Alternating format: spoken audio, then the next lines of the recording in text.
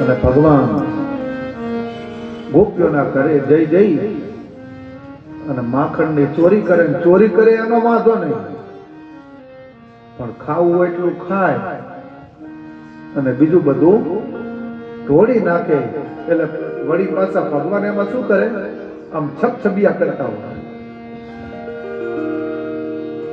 અને બધી જ ગોપીઓ આજે યશોદાના ત્યાં ફરિયાદ કરતી જાય, ફરિયાદ કરવા માટે જાય કે હે યશોદા, આ તારા લાલાને સમજાવજે,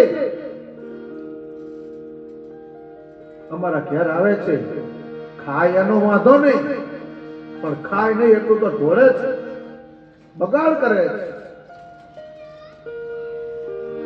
વળી પાછો કનૈયો, માં આ બધી ગોપીઓ કેવી મને ખોટે ખોટું નિમિત્ત આપે, હું ક્યાંય ચોરી કરવા માટે જતો નથી. એટલે બધી ગોપીઓ કે આ વખતે તો તને પકડી અને તારી મા પાસે લાવ, આ તારી માને પણ ખબર પડે. એમાં એક ગોપી હતી, એ ગોપીનું નામ હતું પ્રભાવતી. અને આ પ્રભાવતી થોડી ભણેલી ગણેલી ગોપી. અને આ બાજુ ભગવાને મંડળ બનાવ્યું, એની અંદર મધુ મંગલ ને તનસુખ ને મનસુખ ને આવું આખું ટોળું હતું ભગવાન.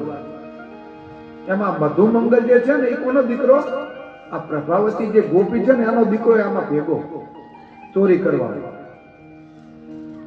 અને એની મા પાસે કહે કે એ બધાનો ત્યાં ચોરીઓ કરે, પણ મારા ત્યાં આવી જુએ એકવાર ચોરી કરવા. એની માં માનતી નથી ને, અહીંથી પકડીને એની માં પાસે લઈ જઈ અને સાબિતી આપો, લે આ મારા ઘરે માખણની ચોરી કરતા મેં પકડ્યો. અને ભગવાન સામે પાછા કેવા કે જે આવું બોલે ને એના તે પહેલી ચોરી કરવાની. ભગવાન કૃષ્ણ એટલે મધુ મંગલ ને બોલાવ્યો કે મધુ મંગલ અહીંયા આજ આપણે તારા ઘરે ચોરી કરવા જવું છે.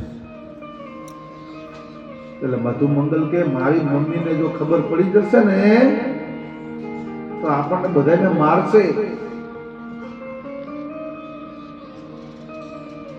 તો કે આપણે પકડાશું જ નહીં, હું તમને એક મંત્ર આપું.